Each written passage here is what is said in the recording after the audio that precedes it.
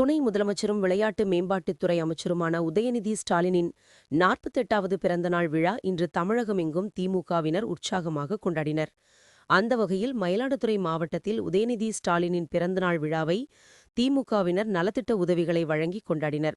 மயிலாடுதுறையில் உள்ள அன்பகம் மாற்றுத்திறனாளிகள் காப்பகத்தில் மாணவர்களுக்கு ஓவியப் போட்டி நடத்தப்பட்டு பரிசுகள் வழங்கப்பட்டது.